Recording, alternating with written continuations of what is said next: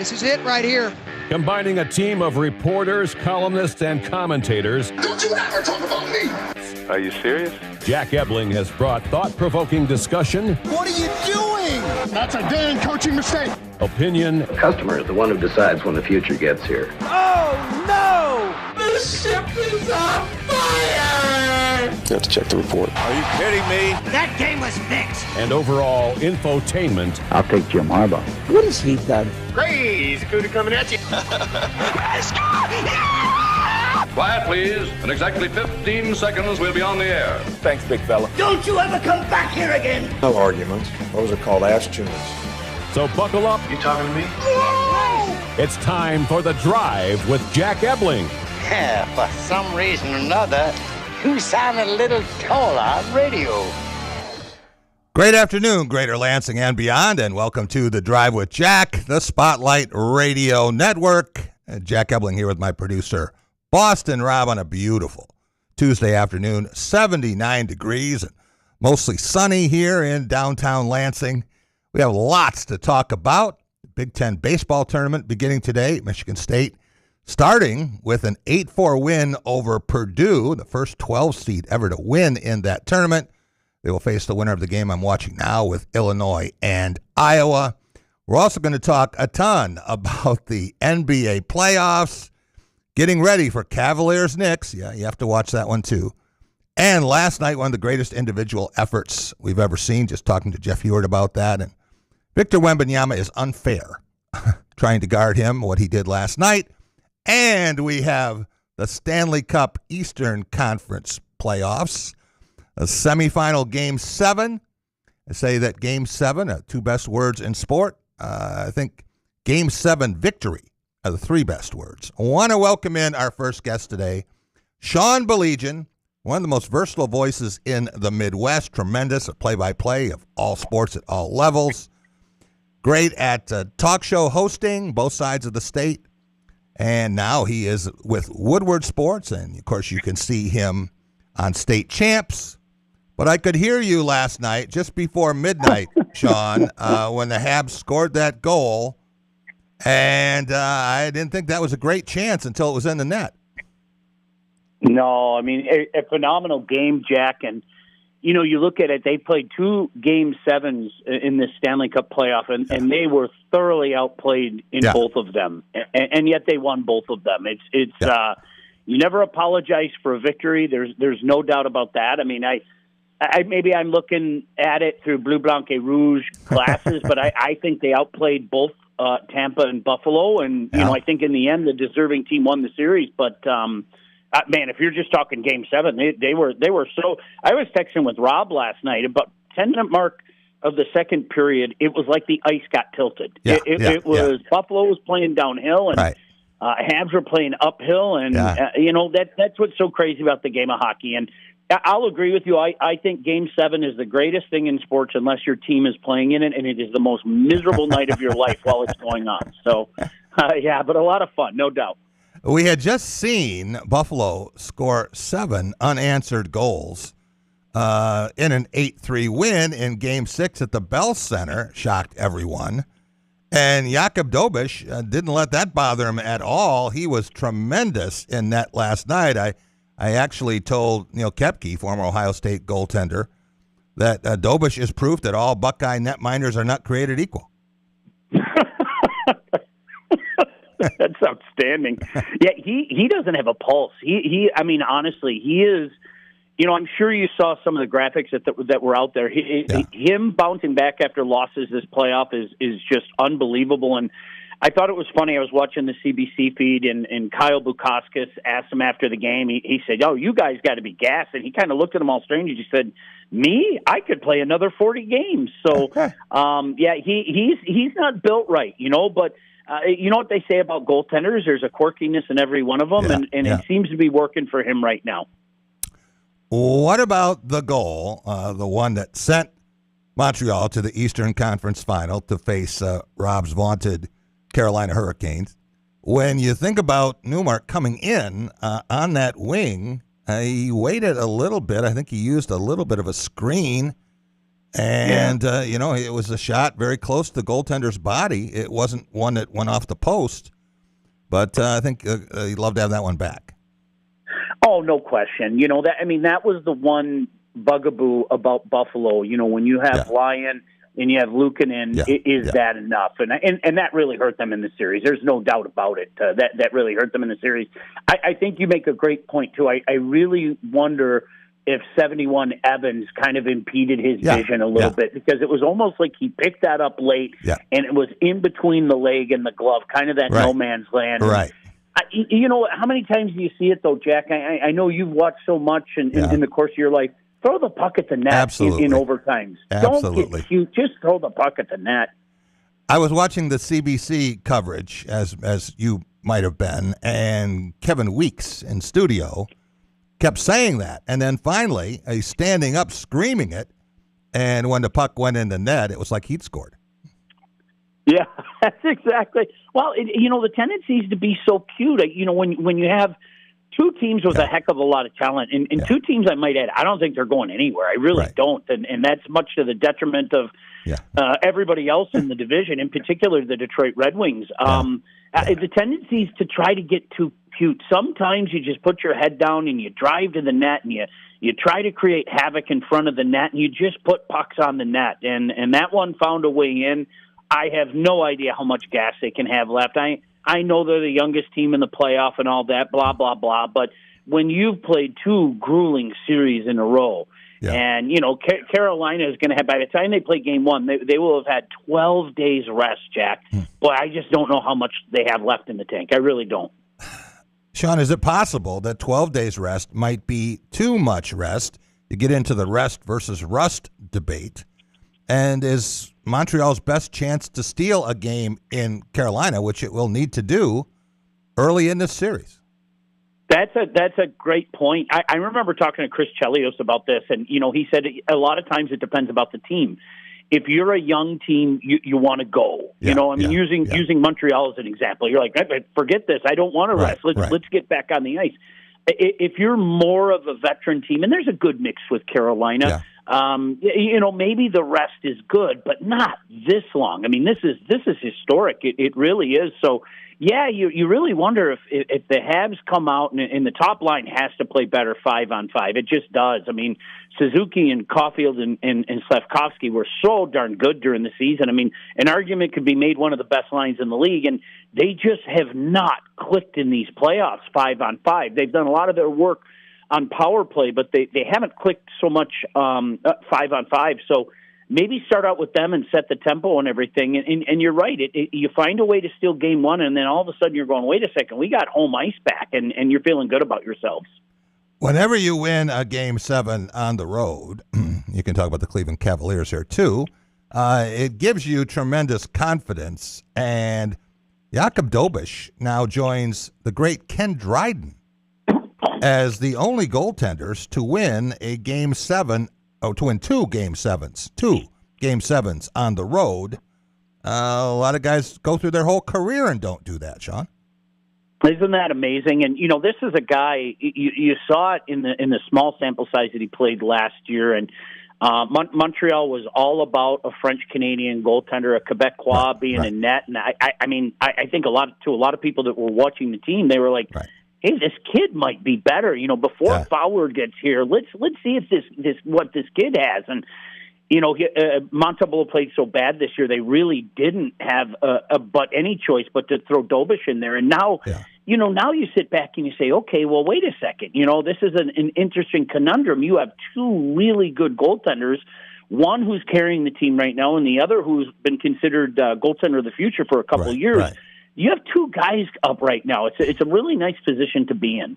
I want to be clear. There's one of two rookie goaltenders to win two Game 7s. Pretty spectacular stuff. And what about the leadership? We know what Rod Brind'Amour is all about, and he's due. But how about Martin St. Louis and what he has done as a coach and as a player? He loves these situations in Game 7. Yeah, he has just said the right things at the right time, too. And after they got bombed, and they really did, Jack, you and I were talking about it, after they got bombed on Saturday, everybody was talking about bouncing back, and he goes, "Why do I want to bounce back? I don't want to bounce back. Look what happened to us." I like to use the term bouncing forward. So we're going to bounce forward. We're going to forget about what happened and bounce forward. And then he seems to press all the buttons. He really does, and he did that in the Tampa series as well. And I think there's a fine line between being a coach and trying to be in the room as a former player. And, boy, he seems to be pulling all the levers right now. He really, truly does. Sean, St. Louis must be special. How many other NHL players have had a city named for them? It's a legitimate. Hey, you know what? This is a guy that everybody told him he couldn't his whole career. He was too small. He was never going to make it. All that stuff. So I think he's got a sizable chip on his shoulder. And boy, he worked wonders for Cole Caulfield. Not that long ago, he was really, really struggling. And he eventually became a 51 goal scorer and everything. So that's pretty cool. Yeah, and Caulfield last night, I guess I knew this, but I didn't really realize it until the post-game greeting line. He's pretty small. I mean, he is short going through that line, and you see the Buffalo defenseman, and it looks like a father-son game. Yeah, there were a couple of those pictures. It was kind of the one with Tage Thompson. It was like, what the heck? You're right. It was like you're playing your boy in the annual softball game or something, coaches versus kids. But, hey, listen, Carolina's got a been there, done that aspect, and, they're going to want to shake their demons as well. Freddie Anderson is a guy everybody has said for a decade, you can't win with a guy like that. And all of a sudden, all he's doing is winning. So Carolina knows the things that have been said about them, and they're ready for it. Most hockey fans and analysts expect it to be the two C's, Carolina and Colorado, in the Stanley Cup final. But which of the other two teams has a better chance to surprise us, Montreal or Vegas? The way Mitch Marner's playing, I would say Vegas.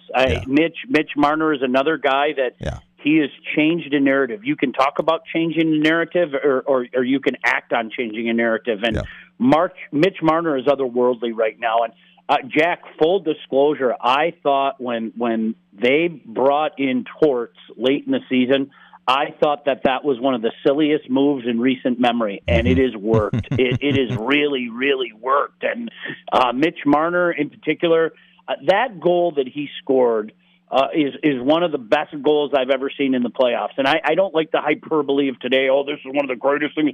To score a goal like that in the Stanley Cup playoff is absolutely insane. Yeah. So if I had to pick one, I legitimately would pick Vegas, but I felt all along nobody's beating Colorado, and I'm sticking with it. I just don't think anybody's going to beat Colorado. It's been their year pretty much all year. It really has.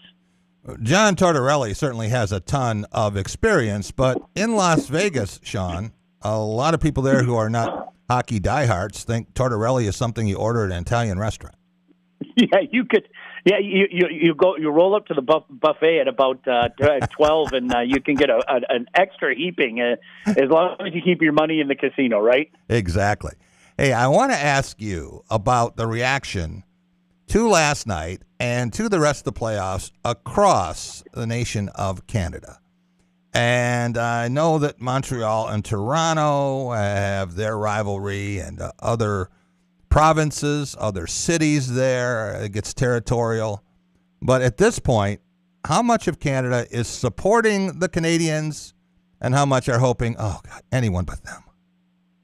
I think it depends on where you're at. Like Toronto, they're not rooting for Montreal, just like Montreal's not rooting for Toronto. I think that the line is drawn there.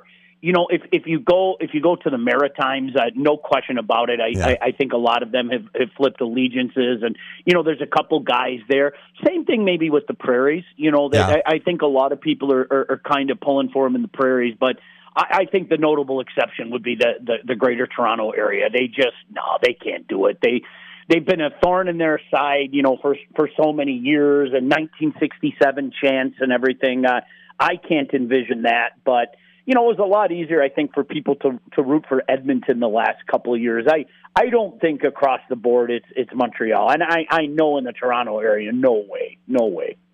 So what are the odds, Sean, of the Pistons, Cavs, and Buffalo, Montreal, the road teams winning Game 5, Game 6, and Game 7 in each series. And it's crazy. It really is. And I think especially after the way that the Pistons did it in Game 6, a lot of assumptions were made. Yeah. And I mean, that was about as ugly as it gets. We had just got done doing press pass, and Jack, full disclosure, I watched about 15 minutes of that, and then I was like, I'm going to do something else with my life tonight. I'm not in the mood for getting mad tonight. So, you saw it coming. Yeah. You knew what was going on, and it just got out of control so quickly. And, it's that interesting point now, and Trajan Langdon had his end of the year press conference today. The honeymoon's over. Okay. Right. Wow, giant steps. Now what are you going to do to take the next step? So it'll be interesting to see what the Pistons do, because they got a pretty special player in Cade Cunningham. Make no mistake about that. And I still think the Pistons might have the best chance of the 4 teams in Detroit to eventually win the championship. You say, well, maybe the Lions would be poised, but, we're dealing with 1957. So I got to see it to believe it. Tigers, they look like they are light years away right now. And the Red Wings, they got to make the playoffs first.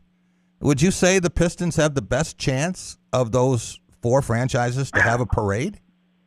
Boy, it's a good question. I can see that. The one thing that I'm thinking about this year is that, when everybody's talking about how easy the schedule is, we know how that works out. Yeah. But, the one thing that you're kind of hoping for, I think heading into the season, the Rams are the team to beat. I don't think there's any debate about that. But you play in a division with Frisco and obviously the defending Super Bowl champion Seattle Seahawks. That's right. Maybe, just maybe, the Lions can take advantage of that. Although, this division is no pushover. There isn't a San Francisco and a Seattle in there, and get themselves home field advantage and give themselves a fighting chance. But all things considered equal, I would tend to agree with you. Not by much, but I think the Pistons might be closest right now. Yeah. We're talking with Sean Baligian, and as he mentioned, he was a panelist, did a terrific job Sunday night on Press Pass, and a regular for us there. He will be back on that show very soon. But you have a lot of other things to keep you busy right now. It's the end of the school year. What does that mean for state champs? Well, you know what? We're doing the rest of the year. Is there some lacrosse going on? You go on to the lacrosse finals, and I was lucky. I got a pretty good taste of that. My son played lacrosse, and there's a lot of girls softball, so we're going to be doing some of those games, and I'm going to be fortunate enough to call that. And there's an all-star game to be played. Kind of the final bid adieu to the class of 26 for football. Right. So then there's a couple months, Jack, where you just wait until everything fires up again, and I'm going to be very fortunate in August. They have the kickoff classic down at Wayne State where they put together 8 high school football games, pitting teams from all over the state more often than not. Right. So I'll be calling that. But I mean, you know how the summer's going now. It's just you blink and then all of a sudden it's like, wait a second, week 0's next week. So. And listen, I love that. I really, I'm one of those guys, Jack. When I was a kid, I couldn't wait for summer, and now as an adult, it's like, okay, summer, you can go by really quickly. I'd really like the fall and cider mill season and college football and high school football to come back sooner rather than later. And Sean, you can remember not that long ago, maybe 15 years ago, where the Red Wings were a fixture and the Pistons, going back maybe 15, 20 years, where they were in the Eastern Conference Final. And our summers were shorter. They ended in mid-June, at least locally. And now, if these teams don't make the playoffs, you're looking at other things in mid-April. Oh, and one thing for hockey fans as well, July 1 was like the hockey fan national holiday. Not only is it Canada Day, but I think for all hockey fans, there used to be so much movement on July 1. And, now long-term contracts, have kind of done away with that, and there's kind of a less than free agent pool to choose from every year. But you're right. I can't tell you how many times that swing from 03 to 08, the Pistons were in every Eastern Conference final, and the Wings usually made the deep run, sometimes well into June, as you well know. And boy, it's been a long time since then. And the way the Tigers are playing, I mean, every night it's something. It really, base running gaps and errors. It's just what an ugly watch. I hate saying that, but it really is just an ugly watch. Yeah. Fundamentally bad baseball. Sean, also, I want to mention the fact that you were a talk radio pioneer here in the state of Michigan, in Detroit at WDFN for so many years, and then on the west side kicking ass over there. And now Woodward Sports. What can you tell us about that in the mornings? Yeah, you know what? It's really fun, Jack. This is an idea that was kind of thrown at me, all digital. And, they got a mixture of people in there. They have some veterans. Terry Foster does some things there. I'm sure you're familiar with Terry. And, sure. Myself and Neil Rule, the voice of Oakland basketball. And, then they got a lot of young guys in there. So it's a good mixture. Yeah. It's all digital, which is really cool, Jack. Lord knows so many people just spend all day on their phone looking at clips and looking at videos and everything like that. So when they approached me, I thought, that's a fun idea. And it's been a lot of fun so far. It really has been. And I think, for me, I'm fortunate to work with a guy like Neil, who I think is a really good pro. And you know how it is, Jack. You get to a point in your career where you kind of like dealing with pros, and you kind of like dealing with good people. And so I'm fortunate in that regard, no doubt. Well, digital is the way, Sean. I can tell you that from what we have done here at Spotlight. When we went this way, I was a few reservations, but it's been phenomenal. And audience just mushrooms. And you talk about Woodward Sports, and I know now Legacy Sports in the Detroit area is growing. Trent Bally, who was with us, is vice president there. And I know that Lindsey Hunter and Tim Hardaway are very involved in that. They have a show. So there are plenty of options, and people are just getting their content in different ways. Yeah, boy, and I'll tell you what, Lindsey, I got to know Lindsey fairly well. What a great guy. Yeah. And he's one of those guys, boy, is he a passionate sports fan. All you have to do is listen to him talk, because, a lot of times you catch an athlete, and an athlete will, he'll pay attention to the sport that he played. But Lindsey's a very passionate, great guy, very passionate sports fan. So it's great. We can't get enough sports. Guys like us, this has been our whole life. We've been so blessed to do something that we love and we're passionate about. And for me, Jack, I've always been the more the merrier. I think that is a win for sports fans, because you can't consume enough sports. This is just part of your everyday life. Sean Belegian on the great voices of the Great Lakes. We will be right back, and we're going to talk with Tom Lang. It is another installment of The Long Drive, brought to you by Shanty Creek Resorts. We'll be right back on A Drive with Jack.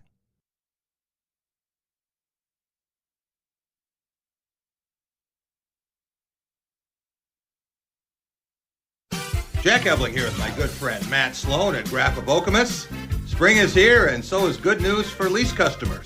You got that right, Jack. Pretty exciting news, both at Nissan and Chevy. We have a lease pull ahead starting right now. So if you're bored with your lease, too many miles, close to too many miles, you just want to get out because of a high payment, bring it in. We'll get you out of your lease and get you into something more exciting. Stop and see Matt and the gang at Graph of Okemos. They're making friends.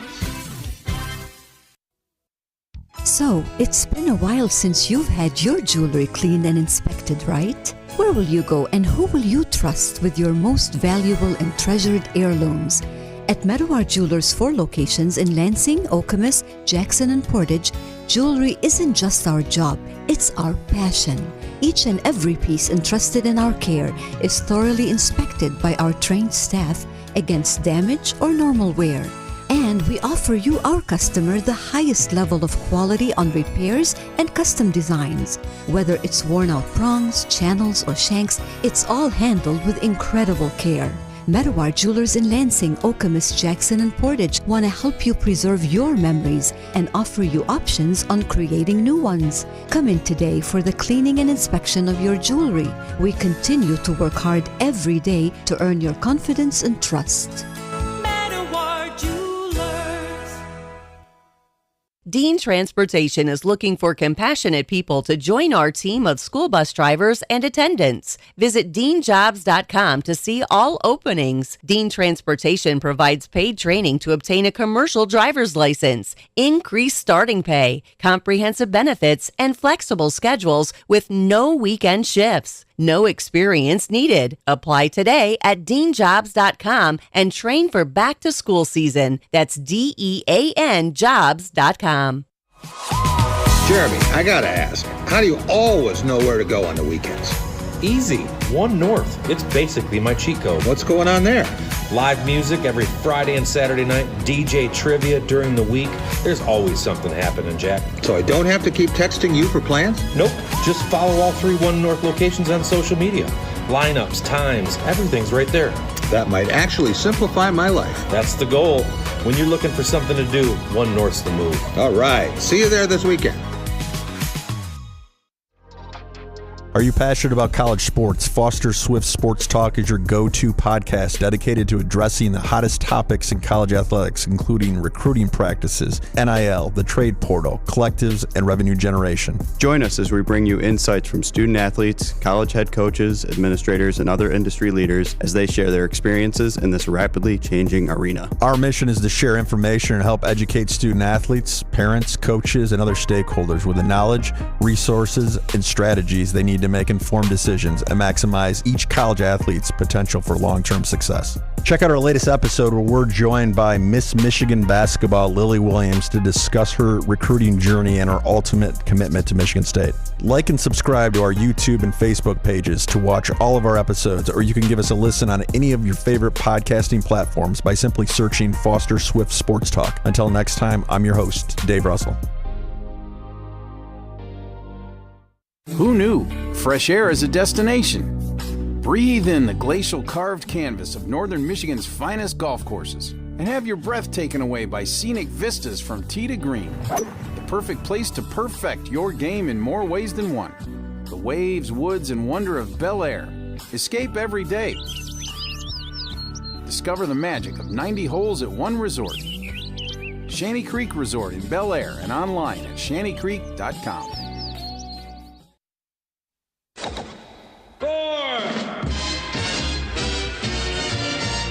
Straight down the middle. It went straight down the middle.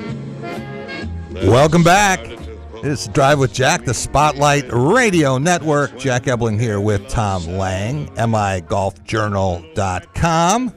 Great source for information on all things golf in the state of Michigan. I heard this theme with Bing on the PGA Championship over the weekend, Tom. Yeah, there's a car commercial that uses this music. I think it's fantastic. Yeah, absolutely. Very catchy tune. What'd you make of the PGA? Very surprising on the winner. Yeah, very surprising on the winner, of course. First Englishman in over 100 years to win it, which is shocking. Yeah, when you consider really the great players from England. Right. And I mean, it was very entertaining. Other than he finished early. Rye is of Indian heritage, but he was born in England, and so he qualifies as an Englishman. Absolutely. And I guess, I didn't realize this, one of the most popular players on tour. I've heard the in terms same. of other players. But I don't know much about him, to be brutally honest, but I've heard the same. Tom Izzo knew about him. I was talking to him Sunday afternoon, and he said, who's winning the golf tournament? I said, I think Aaron Rye is winning. He said, I know him, and he knew some things about him. Interesting. So, and he doesn't follow the tour that way, but he'd met him somewhere, or somehow he'd run into him. So it's pronounced Rye, not Ray? Rye. Okay. R-A-I, Rye. Like rye bread. All right. We have tons to talk about. We do. And there's lots of news involving Michigan State. There is. As well. You want to do the introduction on Casey? Sure. We've got MSU men's coach Casey Luban on the telephone. How's it going, Casey? It's going great, guys. How are you? Great. Where are you right now? Are you at the Big Ten? I mean, the NCAA Regional in Ohio? Yeah, I'm in Columbus with Caleb and Ashton, and following Drew and Lorenzo from afar. So a lot of things to keep tabs on this week. Absolutely. That's great as a coach that you have that much to think about at this time of year. It means your players are doing a lot of good things. Yeah, for sure. I'd like to playing a little better today here in Columbus, but it's quite the challenge. Hardest good weather conditions I've ever seen in college golf today in Columbus. Ton of fun out there, but the golf course knocked us around a little bit. How are these courses selected, Casey? Is it a bidding process? Yeah, they do 3-year bid cycles, and obviously Ohio State having a phenomenal golf course has been a commonplace. I've been here 3 times, actually, for regionals. But, we bid in 21 and got in 23, and I think we'll be back bidding again. They tried, there's 6 regions, so, the Big Ten is lucky and the Midwest is lucky. We have a lot of nice sites between East Lansing and Columbus and South Bend. So it's competitive to get a site here, but this has been a good one. When you get to the 3rd week in May, Tom, you got a chance to have some decent weather for a change. Finally, right? Yeah. You mentioned Caleb Bond and Austin McCullough are there, and you're watching them following around. They qualified as individuals. And you guys hosted a regional, 3-4 years ago out at Eagle Eye? Yeah, 3 years ago at Eagle Eye, yes. Absolutely. That was, and you guys almost came back as a team to qualify for nationals there at the last day. One of those days you think about too often. Yeah. And speaking of Eagle Eye, they are going to host the Michigan Amateur this year. And your player, Caleb Bond, is the defending champion. Yeah. How important is it to you as a college coach that these guys play in summer events and even do well in them? Well, it's incredibly important. When we're in season, so let's say August 15th to November 1st, and then January 15th until now, they just don't have a lot of time to grow because we're surviving, right? We're going week to week. You're in school, so you're not practicing so as much. Summertime is valuable to their growth progress. And, they play their own events. They do their own schedules. We obviously help them a lot. But another thing that's very important to this program is that we dominate the state of Michigan. And, Caleb was a big part of that last year. And McCoy, who's on our team, won the Michigan Amateur the year before. Important test. And it's fun that's going to be in my hometown. I'm actually going to try and qualify this year. I've played in a number of years. So I'm going to try and get my game together before Saturday, my qualifiers at Forest Acres West, and see if we can hang with these young bucks. But it's going to be fun. I hope Eagle Eye is supported. I hope people come out and watch these guys because a lot of good players in the state. For college golfers, Casey, it's a matter of continued development.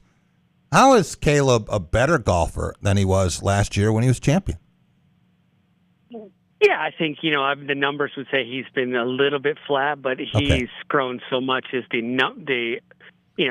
just hasn't made as many putts this year as he did last year. But as far as I'm watching him around today, it's 30 miles an hour on the firmest, fastest golf course I've ever seen in my life. A year ago, he'd be in big trouble here. Yeah. Now he has the ability to flight shots both directions, high, low, manage his game well. He had a tough day on the greens. He had a 1 under through 11 today, through 10 today, which was killing the field. These guys have been in a tough spot. They're the last tee time. When you play as individuals, you're the last wave.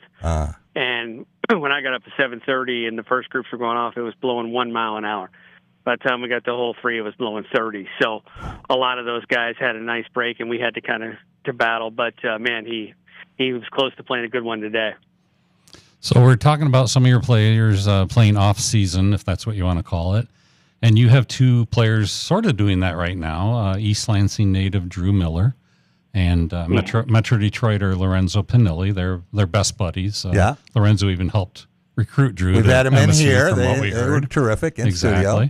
And they're playing in the USGA 4-ball, which people might not know much about, but after 2 rounds of stroke play, they made it to match play. They won the first round yesterday. They struggled today, and they ended up losing by 2 holes, but they started out by winning the first 2. Then their opponent won 5 of the next 6, and they did it with birdies and eagles. So it's not like Drew and Lorenzo crumbled or anything like that. They obviously had to qualify for it, I think even last year, and it matches up at the same time as the NCAA regional. Now, if your team had made it, what do you think would have happened? Yeah, that wouldn't have been a good thing for them. Obviously, Drew was in the middle of a redshirt year, so he would have been available. But Lorenzo would have had to make a very tough decision if we'd have made it. And this is obviously the first time we missed in a decade, really. So bad news for the team. We just didn't quite get over the hump. Played 9,300 shots this year, and we missed it by 10 shots total. Wow.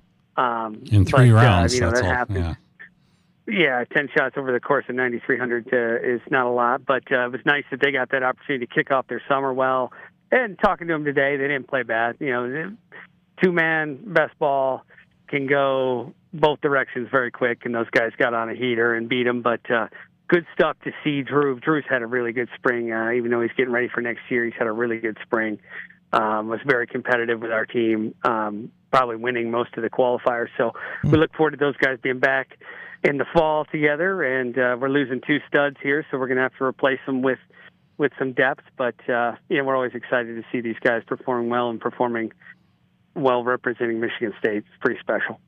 Now, if the team had been invited to the regional, what kind of conversation do you think you and Lorenzo would have had to have? I mean, he's on scholarship, right? He's getting some money. Yeah, but it's also turning down the USGA would be hard. More than you think, right?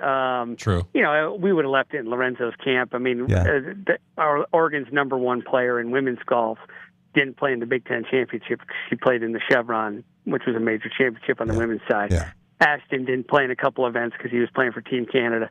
That's why you got a full team, and then Lorenzo could have made his own decision, and we would have supported that either way. College golf is a special opportunity, and obviously the NCAA tournament is, I think, next week's finals is the best amateur golf tournament in the world. If you consider the British boys or the British amateur and the U.S. amateur being both the best 2 events in the world. Well, this is a combination because most of those guys who play in Europe play here in America. So college golf's got its own platform, and it's pretty special. I think when we see Folds of Honor next year in September, you're going to see one of the best tournaments on the planet, no matter what it is. So we're just excited about the growth of college golf, and Michigan State's got to continue to inch our way up to the top of it. You make a great point, Case, about college golf and the other opportunities. And Tom, you think about what Adam Nightingale deals with every year, with players leaving over the holidays, and they're going to go play for Team USA. So that's just part of the program. If you're good enough to do that, God bless you. It's a good problem to have, right? I think it's a great problem to have. Stacey's had it a little bit when you represent your country, but we're trying to build a team that has 8 or 9 guys. So when those situations come up, we just throw the next guy in. Yeah. Does something like that break up team chemistry or make it stronger in the end? I think everybody, as much as we talk about team golf, at the end of the day, these are 9 individuals, who are trying to progress their career. So nobody's ever going to fault a kid for taking an opportunity that's going to elevate their career. Because, they're here 4 years, and then their golf career is really just getting started. I don't know if Caleb will defend his Michigan amateur title. He might be a pro before then, and might play in the Michigan Open as a pro. So this is really the start of their career if they're going to do this for a long time. You look at Ryan Brem, he's 40 years old now. Yeah. That was 20 years ago when I was coaching him. So, we're just hoping to be an avenue to help them get better along the way. Case, when you're playing in a team event, as Lorenzo and Drew are, how much does it matter that they are friends, that they've done so many things together? Can you just throw a couple guys in, and if their games are compatible, it works just as well? Probably not. And the evidence I would give you, Jack, is you look at the Ryder Cup, right? I mean, their chemistry on the other side is inspiring. They push each other along. They're best buddies. They hang out. They have go to the pub afterwards together. Right. It's a very different environment than the American team. Yeah. And Drew and Lorenzo, it's funny, Lorenzo's had, I think, a career that he would say hasn't met his expectations, but his best semester was when Drew was in the lineup every week with him because he loves competing against and competing with Drew. So it's a match made in heaven for those two. I was surprised to see him go down, but that's match play because it does matter, right? It matters if you trust somebody. I played with Jimmy Chestnut, who was a college teammate of mine and buddy. We played in the U.S. floorball a couple times. It's different when you're looking over at a buddy. You don't have to say sorry. He knows you're trying your hardest and you're battling, doing it together. It's a very special event. I'm bummed that it's always conflicts with the college schedule because the U.S. floorball is the coolest thing I've ever played in. Yeah. Yeah, talk a little bit about that. Michigan State as a university has had pretty good luck with that event over the years as far as at least qualifying. I mean, you mentioned yourself. Then Dan Ellis competed with Jimmy Dooling a couple of years ago, and you competed with Jimmy. And now the pair is there today. Talk about that string of Michigan State. I think, one of the things we've been blessed by, and this started with Mark Hankins and when I was playing, we have been very successful recruiting the top talent in Michigan and developing the top talent in Michigan. And so there's natural relationships that are built into our program, right? If you look at a lot of these teams, 35% of college golf now is international. Those relationships have to develop once they get here. Right. Jimmy Chestnut and I played high school golf together. Yeah. We played college golf together. We know each other's kids. And, those things, we've been able to do that by recruiting the state so heavily. Now, I'm challenging the state of Michigan to continue to keep getting better because the last 3 or 4 years, I think we've fallen off from a national competitive perspective. Yeah. But the best players are always good enough to play at this level. And that's why we've had these duos that they had such a great time here as Spartans. When they move on in life, they keep playing together. Stacy's MSU women's program has had an international flavor to it for some time, right? So maybe the men's or boys golf programs in high school or whatever, juniors, are much different than the women's at this point. There's just a lot more depth on the men's side. No offense to the women's side, but it's just not deep enough for Stacy to field a nationally, internationally competitive team. Whereas, and I think I've told you guys this before, once we started playing golf in the Olympics, every other country in the world that cared invested in developing junior golfers. Yeah. That's why you see the success at the Ryder Cup. You see the success at the recruiting level. So she's done such a good job of getting great kids in here that have become Spartans, whereas a lot of the kids I have on my team have been Spartans since they were little, and it's their dream to play here. Absolutely. My last question, anyway, Casey, is always a lot of talk about money, NIL, all that kind of stuff.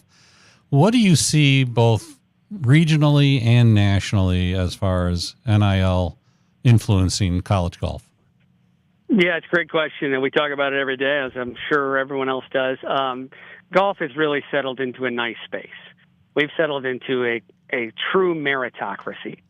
You get what you earn. And the top guys in golf, and there's some posts out there that are completely wrong, but the top guys in golf probably make 50 to 100 grand, and those are the top 25, 30 players in the country. And they're making that money because companies are investing in them, thinking they're going to play at the next level. And so everything you get in this game is because you shoot a good score. And you do that over and over again. It's not like in the other sports where we're making a gamble on somebody. There is a little NIL money that can help some of these kids get to school. But for the most part, we're in a really nice spot. Nobody disagrees with the numbers we're hearing in golf. It's just not when you're trying to fund a basketball team and a football team, you're not going to put $500,000 into a golfer, and that's okay because the experience we provide is life-changing, nevertheless. Last thing from me, Case, you talked about trying to qualify. How is your game right now? Well, let's see. I was in Scotland last week, and I'm figuring it out. It's more of a matter of my health. My neck is a problem, so if I can keep the neck healthy, I can still hang with these guys. I'll be ready to go on Saturday morning at Forest Acres, and it's just the best part for me is continuing to compete allows me to continue to coach at a high level. Yeah. I know what they're going through. I know what it feels like. I have my own struggles. And also putting yourself out there and being vulnerable, right? A lot of college coaches don't do that because they think it's going to hurt them. I think it only helps to show kids, hey, I shoot 78 too, and I shoot 68, and I love competing just like you. I want to compete with you as we go through this. So I'm going to give it a shot. I got a bunch of events this summer, and I'm 45 now, so I better do it before it get too far along here. Casey Luban, head golf coach, Michigan State men. Good luck Saturday. Well, thank you so much. Good to be with you guys. All right, Tom, we're going to stay right here. Absolutely. We have another distinguished guest. We've had him in studio for some of my favorite episodes of The Long Drive, but he's a very busy guy.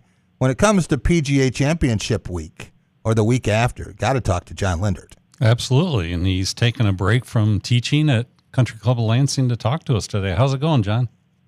It's going great. How are you guys? Wonderful. John, were you able to watch this tournament in a different way? I know that when you're president of PGA of America, you have tons of responsibility, but is it different when you're watching a different role? Yeah, as honorary, you obviously don't have as much responsibility. There are some, pre-tournament functions that you attend. And, we started the week with Secretary's Cup, which is 12 teams from across the country for veterans of hope, which is helping our patriots everywhere. And I'm glad to report that Team Michigan actually won the event this year. The very first time Team Michigan has won. Great. So that was outstanding way to start the week. And for the most part, I got to walk the golf course. I took some members to the golf course in September. We played there in September of last year, so I had a sense of what the course was like and how it played. Obviously, not playing from some of the tees that we played last week, but you got a sense of what your lines were off the tee and what the green approaches were like. And so it was a fun golf course and it was a fun week. Some massive greens, Tom, at Aronimink. John, when you think back to that course and this year's event, what's going to stick with you? Well, I think, everybody there was much to do made about the removal of trees and what your lines were off the tee and whether there was any creativity needed. But what you saw is that those that put it in the fairway, gained some advantage. And it was mainly because the approaches, even though the greens were big, the pin placements required you to be in a certain segment of that green. So distance control was a premium, and if you could control the ball into the green, you could put it in an appropriate spot. So therefore, putting the ball in the fairway became critically important. And I think the green complexes themselves, and watching even to the last day, watching the world's best players hit a 25-foot putt 5 or 6 feet by, that just never really happens. And so you saw the struggles on the green from the very first day until the very last day. We were talking a little bit before you came on air about Aaron Rye's win and how people thought it was kind of out of the blue, so to speak. First Englishman to win since 1919, I believe. And everyone who knows me knows I know nothing about gambling. I really don't. But I found a DraftKings sportsbook posting on social media that said he started the event at over 15,000 to 1 odds to win. And they compared it to other teams winning their own, just their leagues. And that compared almost equally to the Las Vegas Raiders, the St. Louis Cardinals, and the Vanderbilt football team. 15,000. He was 150 to 1 shot. That's what it was. Is that what it? See, I know nothing about gambling. John, what did you think of his performance and the fact that no other Englishman in over 100 years has won that event? Yeah, that's actually a mind-blowing stat. When that came out, I couldn't believe that. His performance was, I think the critical thing is you saw players kind of ebb and flow, and we had a bunched leaderboard coming into the last day. I mean, we had, quite a few players within 4 shots that had a chance to actually win. So, he gets to the back 9. I believe he eagled 9 and gets to the back 9 and goes on this tear. And everybody else just kind of sputtered. The golf course was set up so that you can make birdies on 13 and 16. A lot of the players could drive 13. They could get to 16 and 2. 17 was playing probably the shortest it had played all week. And the golf course itself was playing probably as short as it played all week. I think it played just over 7,100 yards long on Sunday. And the wind, which was expected to be up Sunday afternoon, actually stayed relatively calm compared to Saturday. Saturday afternoon, the wind picked up to gusts of over 20 miles an hour, which really made the golf course play very difficult. So yeah, it was. For him to come and play that steady and that consistently under the pressure of trying to win your first major, his calm was extremely impressive. John, someone said that the toughest job of the week was trying to keep abreast of what was happening on the leaderboard with so many players being bunched so closely, and there were players who commented about that. Do you remember a tournament where from start to finish there were more players bunched within a couple of shots? I really don't. And, some of the players were somewhat critical of that, saying that the golf course setup didn't allow for somebody to separate themselves. But, what was interesting is you saw good rounds every day of the week. Right. You saw really low rounds every day of the week. And just the fact that, like, as an example, Kurt Kitayama going out and shooting 63 on Sunday showed it could be done. The one Corebridge Financial team of 20 PGA professional that made the cut, Ben Kern from Columbus, Ohio, shoots 67 on Friday. I think 66 might have been the low round, but people showed that they could execute. If you look at it, 4 under, and then 4 under was the low the next day, and then 7 under was the low the last day. But yet the total didn't accumulate to that. I think Rye's score, if I remember it correctly, I think he shot every round was level par or below, slightly, but not just massively. So I think that the golf course yielded birdies. It yielded good scores. It's just that the same player didn't consistently perform at that level each and every day. Yeah, sure. And John, you mentioned some of the 20 club pros who made it, that their regular job is not on tour. Their regular job is taking care of clubhouses and giving lessons and doing other things to run clubs. We had a representative from Michigan. His name's Ryan Lenahan. He's at Walnut Creek down in the South Line area. Really nice 27-hole course. He has been selected, I've been told, John, and maybe it was by you. You're going to captain the PGA Cup to travel overseas, and Ryan is going to be on that team. So that's going to be held in October at the K Club in Ireland. Okay. and Ryan actually qualified. Oh, okay. So there's a point system where the players can earn their way onto the team. It's either through the PGA Professional Championship the year prior to the PGA Cup, the PGA Championship the year prior to the PGA Cup, and then the PGA Professional Championship the year of, and the PGA Championship the year of. So Ryan accumulated enough points in those 4 events to make his way onto the PGA Cup team, and he'll be part of it's a team of 10. It's very much similar to a Ryder Cup format. We actually play against the PGA professionals from Great Britain and Ireland as opposed to Europe. And you have the same format. You have foursomes and then 4-ball on Friday, foursomes and 4-ball on Saturday, and then the 10 singles matches on Sunday. As a lifelong club pro yourself, can you explain to our listeners how important being in an event like that is and how much it means to you? Well, it's just, it's a culmination of a lot of hard work, and it's a statement on the ability of being able to hold your day job, but also be able to perform and keep your game sharp. Ryan's done a tremendous job of that. He finished in the top 5, I believe, at Bandon Dunes this past year, and he finished 3rd at Port St. Lucie the year before in our PGA Professional Championship, which is really difficult to do because there are a lot of really good players across the country. And not to mention, you've got Ben Kern, obviously, but you've got Michael Block and Tyler Collett and Ben Polland. And these players have, because of winning the PGA Professional Championship, have gotten exemptions to play on tour and some tour events. And I'll use Ben as an example. Ben won our PGA Professional Championship a couple years ago and ended up that he got his 6 or 7 exemptions on the tour, and he made the cut in 5 of the 6 or 6 of the 7, which is a huge statement. Once again, he is a club professional doing his job every day and not necessarily going out and competing, but yet he can compete with some of the world's best. John Lindert, he is the head professional, of course, at the Country Club of Lansing and is president of the PGA of America not long ago. And John, I have one more question about something you mentioned in terms of players getting low scores. They just don't do it every day.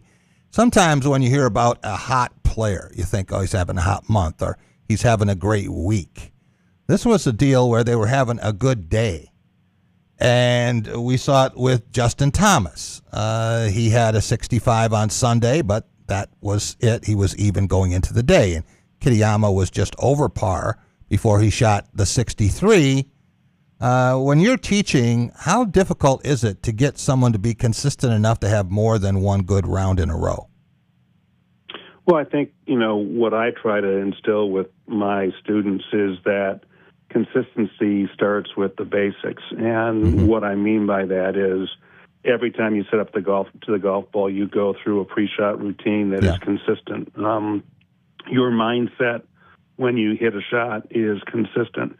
All too often, the general player or amateur will try to correct the previous shot. So in other words, if they hit a hook, they'll try to not hook it on the next swing, or if they hit a slice, they'll try not to slice it on the next swing, which means in and of itself, they're never working on the same swing twice.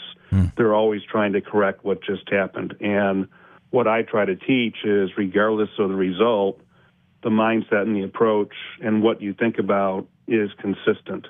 And you've got to understand that there are going to be good bounces and they're going to be bad. You're going to get good breaks and you're going to get bad breaks. There's going to be wind and then there's going to be calm. And, the interesting thing about the game is that obviously wind does affect players. Weather does affect players. If you get a calmer morning and a more windier afternoon or a rainier afternoon, obviously the scores tend to elevate. Right. And you have to take that into consideration and not beat yourself up relative to your wave. How did you do? Did you play well? Did you lead? Were you middle of the pack? But you have to take those highs and lows, and you kind of have to. I think that's what Aaron Ride did so very well, is that he never got too high and he never got too low. And even when he made the putt to win, you never really saw a lot of that emotion in there. I think having that ability to do that really helps level set a player so that a bad shot, listen, in order to learn how to hit a ball out of woods or how to hit a bunker shot, you obviously had to have hit a bad shot. So we don't ever want to have that happen the first time. And what I try to coach my students in is there's always an opportunity to learn. So if you hit a bad shot, you may learn a shot or you may learn how to execute a shot that when you're playing really, really well, could actually win you the golf tournament. So stay positive, stay consistent in your approach, stay consistent in your mindset, and it will pay off. John, thanks so much for joining us. I really appreciate it with your busy schedule. Oh, my pleasure. Anytime. Tom, always great to have John Lindert on with us. And we are getting close to the month of June, which you always say is like golfomania in the state, right? It is, especially if you enjoy watching pro tours. We've got 2 LPGA events. Got the Michigan Amateur coming up, as we talked about. I think we're going to be doing a remote. That would be great. The plan is, right? That would be great in early June. Out at Eagle Eye? Right. If we can pull that together, that'd be fun. Yeah, I think that is the plan as we speak. Tom, thanks so much. You want to tell our listeners very quickly about the latest edition of MI Golf Journal? Well, I'm working on June, and I'm going to have a really fun Q&A with Detroit media legend Guy Gordon. Okay. He's a golf Channel lover. 7. Yep. I've got a really fun story on Ryan Lenahan, who we just mentioned, played in the PGA Championship. His former high school coach wrote it for me. Oh. So I got some personal fun stories in that Nice. one. So those are just 2 of the things coming up in June. All right. Thanks so much, Tom. Appreciate it. And always the support from Shanty Creek Resorts. We'll be back with much, much more golf here throughout the summer. And we'll be right back. We're going to be talking with Jeff Zillgett, NBA media legend for decades. You know all of his work from USA Today. And he is in Oklahoma City. I believe he is covering the OKC San Antonio series. He's talking about availability, so I assume he is just coming out of that. And we'll talk with Zilly in just a couple moments about the NBA playoffs. Who knew? Fresh air is a destination. Breathe in the glacial carved canvas of northern Michigan's finest golf courses and have your breath taken away by scenic vistas from tee to green. The perfect place to perfect your game in more ways than one. The waves, woods, and wonder of Bel Air. Escape every day. Discover the magic of 90 holes at one resort. Shanty Creek Resort in Bel Air and online at shantycreek.com. Dean Transportation is looking for compassionate people to join our team of school bus drivers and attendants. Visit deanjobs.com to see all openings. Dean Transportation provides paid training to obtain a commercial driver's license, increased starting pay, comprehensive benefits, and flexible schedules with no weekend shifts. No experience needed. Apply today at deanjobs.com and train for back to school season. That's DEAN jobs.com. Jeremy, it's finally patio season. About time. And not just any patio, Amy. One North patios. We're talking sunshine, cold drinks, and that perfect I should have left work early vibe. Lansing, East Lansing, Jackson, each one has got its own patio personality. Whether it's brunch in the sun, happy hour with friends, or late night cocktail under the lights. It just hits different outside. Great food, craft drinks, and plenty of space to kick back. So grab your crew and claim your spot. One North Kitchen and Bar, your table's waiting. Outside. Let's go.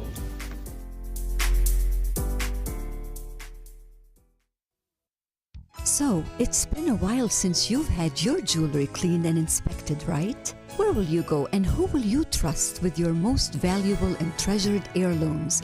At Meadowar Jewelers' 4 locations in Lansing, Okemos, Jackson, and Portage, jewelry isn't just our job, it's our passion. Each and every piece entrusted in our care is thoroughly inspected by our trained staff against damage or normal wear.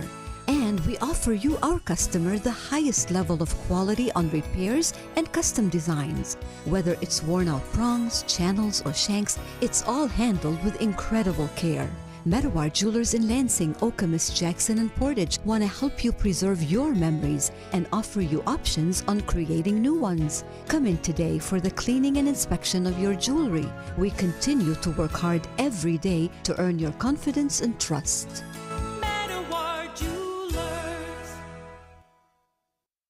Jack Ebling here with my good friend Matt Sloan at Graph of Okemos. Spring is here, and so is good news for lease customers. You got that right, Jack. Pretty exciting news, both at Nissan and Chevy. We have a lease pull ahead starting right now. So if you're bored with your lease, too many miles, close to too many miles, you just want to get out because of a high payment, bring it in. We'll get you out of your lease and get you into something more exciting.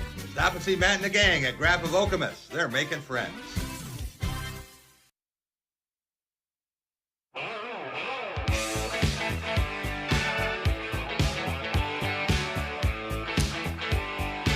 Welcome back. It is The Drive with Jack, the Spotlight Radio Network. Jack Ebling here with my producer, Boston Rob. Rob, I felt a little sorry for you, not too much, just a little bit, last night when Montreal won that game in overtime. You survived that, right? You didn't go off the ledge. There's no need to. No need. Let's just continue on. It was a great golf segment. And we're going to have a great basketball segment to talk about the Western Conference finals. Yeah. We don't need to worry about the Eastern Conference finals, although I'm sure you'll bring that up despite my disgrace. But we have to. This is fair game. I'm fair game this week, so let's just fight through it. That's what we're getting through it. That's what we're doing here. We could go all the way back and talk about the Sixers-Celtics series. I mean, you could, but I might walk out. There is no might about it. Good thing Alex is here because I might have to tag him in if you got your backup. Yeah, I got my backup here Tag just team, in case. Producing. Yes. All right. Want to welcome in Jeff Zilgett. You know his work for decades as an NBA writer, columnist for USA Today, working on different projects now. And this performance last night, Zilly, by Victor Wembanyama. I was telling some people earlier today, that's one of the 5 best I have ever seen in the game of basketball. And for someone at his age to do this, it's almost unfair. It's stunning, Jack. And so if we're talking about those top 5 performances, let's go back, and you will remember this a little bit better than I, but certainly part of my formative years of seeing Magic Johnson as a rookie. For the Los Angeles Lakers. That's right. Okay? Game 6. Kareem can't go. Yep. And so you have Magic doing point guard work, That's right. point center, point forward, whatever you needed him to do. That's right. Like that's going to stand out. Jack, you texted me earlier. I think some of those LeBron James games where Game 6 against the Boston Celtics. Sorry, Rob. Where that was the first year you saw LeBron, really have that determination that he was going to take over and lead his team to a conference finals and an NBA finals. And then you have Wembanyama's performance. Jack, it was just incredible watching it unfold, whether you watch it in person, on TV. And then that's been the whole discussion, is trying to figure this out. Not as I'm trying to write today, Jack, is that this is a convergence of the past, the present, in the future of the NBA.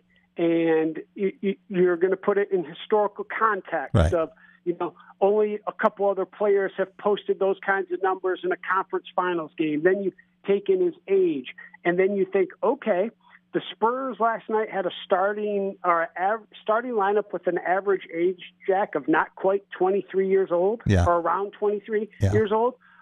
Are they ready to win a championship now with a 22-year-old taking them to the finals and a title? It seems a possibility. And then, Jack, if you're the 29 other NBA teams, and you're looking at Wembanyama and the Spurs, Wembanyamas don't grow on trees. And you're looking around the league and you're thinking, well, I don't care how many lottery picks we have. There's no Wembanyama to combat what the Spurs have. And so what are we going to do for the next decade? Right. And so we're really starting to see lots of things develop with what the Spurs are doing right now. And, Jack, it's such a great organization. They're going to take players, develop them, and it's just not going to be Wembanyama. But certainly he was the story among many stories last night. And I thought this bitterness and angst had died down just a little bit, Zilly, but it reared its ugly head again last night.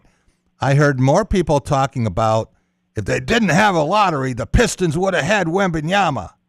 Of course, Houston would have had Cade Cunningham, but as it worked out, that's the way the balls popped, and everyone else has to deal with it. I know people who said, well, it just shows it's all fixed. I'm thinking, why would the NBA, after all the success that San Antonio had in a small market, want Victor Wembanyama to go to San Antonio? It doesn't seem like that there's anything that suggests a conspiracy there. Well, look, Jack, sometimes this is all just luck. And as I'm writing another follow-up story beyond Wembanyama, is that they get Stephon Castle. Look, they were in a rebuild. Okay. Yeah. And they some of these teams draft well, Jack. Now, Dylan Harper, you watched him probably Big Ten ball a couple years ago. Yeah. And there was not a lot of indication that maybe he was going to be the player that he is right now. And maybe it was the circumstances there at Rutgers, but he seemed offensive-minded. Not someone who's going to come to a conference finals game, Jack, and have 7 steals. Right. I mean, he was in passing lanes all night long. You thought. I mean, they seemed to know where the Thunder wanted to pass the ball once they drove to the lane, and they were cutting off those passes with steals. And they moved up, Jack, last year. In the lottery from number 8 to number 2, projected number 8 to number 2. Right. And they had to draft well to get Dylan Harper. I mean, they did. He was not a guarantee to go 2. I didn't think he was the best player on his team. Yeah, that's right, Jack. Okay. Ace Bailey was. Yes. And he goes to a situation in San Antonio where, if I'm looking at some numbers, Jack, he was the second pick, but there were about 11 rookies who played more minutes because he went to a good team. He came off the bench. He didn't post the kind of stats that maybe some rookies on a lesser team would put up. And so you don't look at the box score quite the same way. And yet, Jack, on a team like San Antonio, he figured out how to embrace his role. bought into what the organization was selling, like a lot of other Spurs players have. Right. And again, it's part of why you're looking at the Spurs team. And I wrote the other day, Jack, that was sort of my line, is that, look, the Thunder are a potential dynasty. They're not one yet, right. So let's not get carried away. Yeah. But the Spurs are also thinking that with their roster, that maybe they're a potential dynasty too. And you can see why. And I don't know how the series will unfold, Jack. I'm not giving away the series to San Antonio just yet for this very reason. Is Oklahoma City was in the game. Yeah. I thought at 108-105 that they were going to win it until Wemby hits that 30-foot three. Right. Give him credit for that right there. And also, is Wemby going to have 40 and 20 every game in this series? I don't know. I mean, we're certainly going to watch for that. And Oklahoma City is also a team that lost a game 1 to Denver last year in the conference semifinals, lost game 1 to Indiana in the NBA finals, and won both those series. It took 7 games in both of them. And so let's see what their adjustment is. Thunder coach Mark Daigneault said that what he loves about this team is their ability to solve problems. They have a huge problem. 7'4", can dunk, can shoot threes, cross people over. Doesn't matter if another 7-footer is guarding him. He's got finesse and some strength, and so both teams have their work cut out to win this series. I do find it interesting, Zilly, that I don't know if it's kryptonite, but San Antonio beat OKC 4 of 5 times in the regular season, so now they're 5-1 against the Thunder this season, and OKC only lost 18 games in the regular season, so 4 of the 18 were to San Antonio. And you talk about what Harper did to surprise some people last night. He is just the second player, I believe, in NBA history as a rookie to have 20, 10, 5, and 5. You're talking about all the things that he did, a completely balanced stat line. And yet everyone's talking about Wemby, and you understand why. Silly, do you think at some point there's going to be discussion of a Wemby rule, of something that the league may try to do to even things out a little bit? I don't know what you can do. Tell the guy that, he can't play well. But it seems like such an advantage for him. So, Jack, I don't know what it is because, unless there's some change in the defensive rules. Yeah. Because I would say over the course, maybe, let's go back, I don't know, a couple decades ago, 20, 25 years ago, when Jerry Colangelo had an influential voice in the NBA, ran the Phoenix Suns. Yeah. And they felt we were too bogged down in that sort of that Knicks Heat era of basketball that wasn't necessarily palatable for everyone. Yeah. Okay, and so there were offensive rule changes to give some more freedom. Right. But I don't know, Jack, if the league or anyone else wants to go back to games in the 80s. Right. And so that offensive freedom is probably going to be there. And again, when you have a 7-foot, let's just say you can, have a little bit more defensive freedom. Yeah. What are you going to do, Jack, against a guy who's pulling up from 30 feet? No, that's right. Okay? You want to guard him out there? Fine. That's going to open up the court for other players. You can only do so many double and triple teaming on a 7'4" guy. And so trying to envision what a Wemby rule would look like, the guy's money at the free throw line, it's not like Hack-a-Shaq. He was 12 of 13 last night, Jack. Right. You can't put the guy on the line. He's 85% during the regular season. And so there are lots of things, at play here that you and I are talking about that you just look around for the next decade and you're wondering, what's going to happen? How are they going to stop the Spurs? Let's talk about the Eastern Conference. Sorry, Rob. But Cleveland advancing.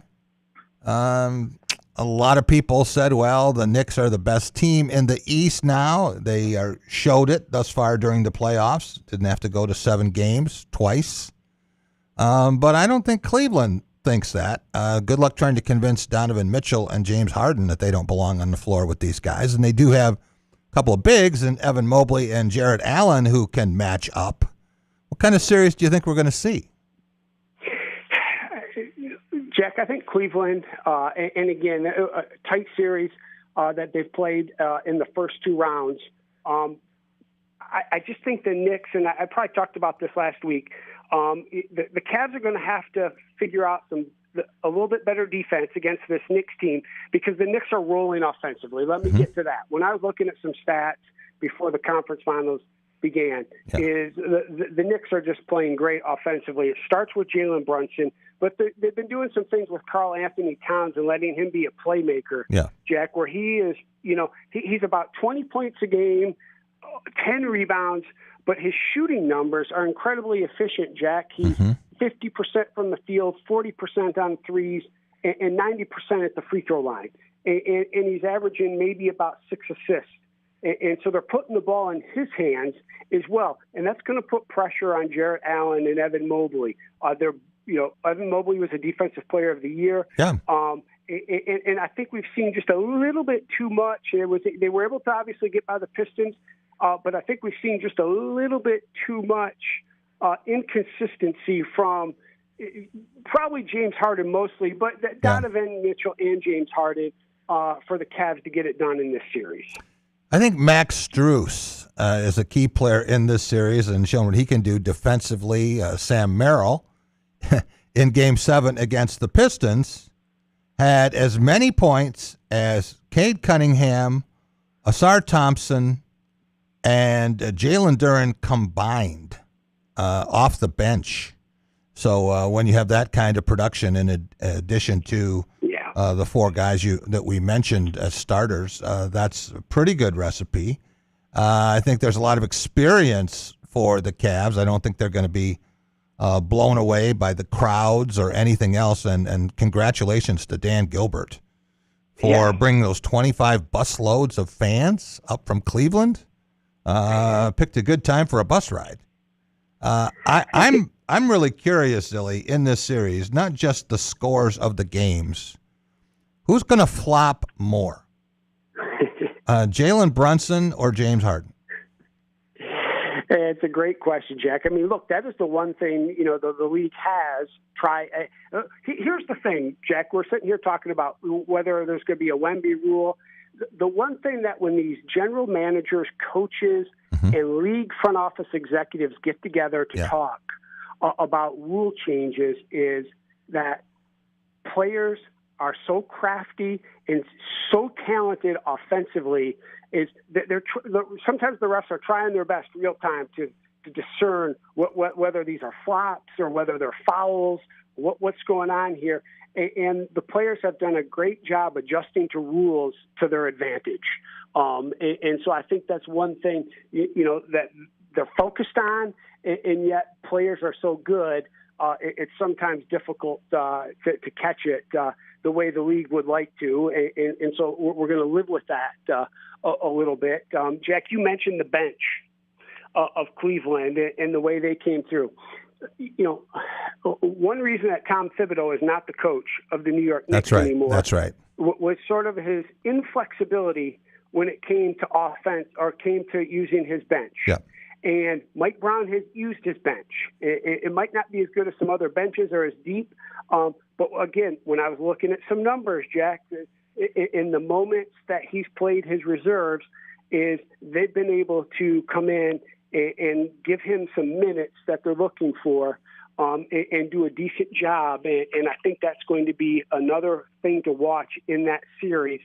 You mentioned what they have in Cleveland with, whether Max Strus is in the starting lineup or whether it's the Dean Wade. Right. And then Jalen Tyson, Sam Merrill, coming off the bench and shooting threes. On paper, it looks like the Cavs have the better bench, but in those minutes that New York's bench has played, they've played really well. So do you expect we're going to have 2 long conference final series, 7 games, 6 games? What do you think?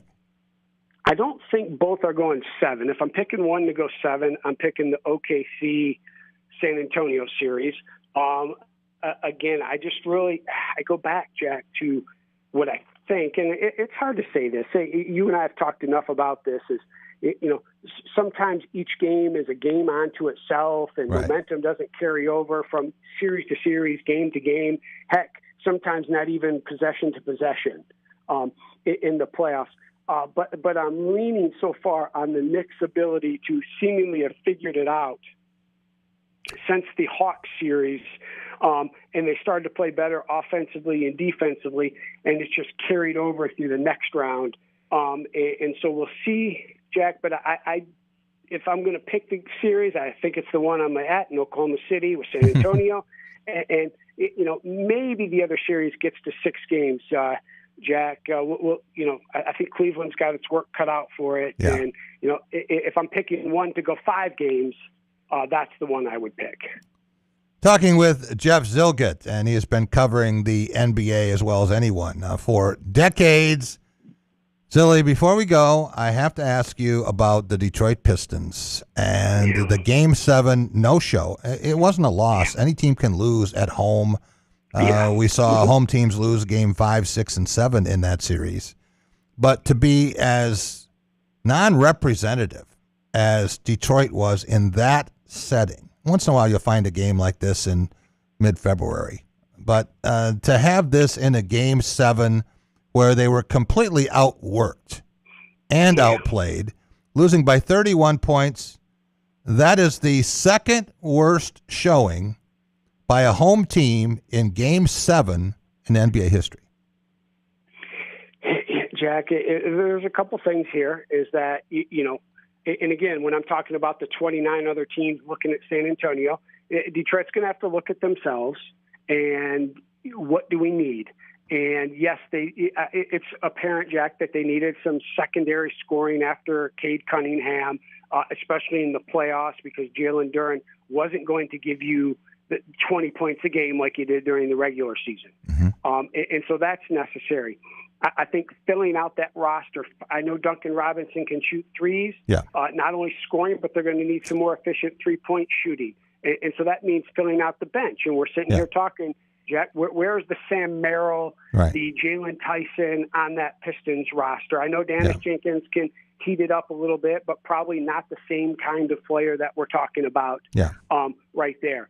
And then, Jack, again, you and I go back to these days of learning lessons, and, you don't want to learn lessons the way the Pistons have, but understanding the moment and finding players who can grasp that moment and take advantage of it, I think is going to be some key off-season developments. Mm-hmm. And it was clear that this Pistons team, as good as they were during the regular season, just, and not even going back to last season, Jack, because again, that was a nice season. They take the Knicks deep, win some games at Madison Square Garden, nice season. But coming back this year, Jack, with this kind of season, it's clear that there's something missing, both roster-wise and I don't want to say mentality-wise, because I don't necessarily think that they're a mentally weak team, but it's having a little bit better appreciation of the moment and understanding how important the moment is, and then taking advantage of it.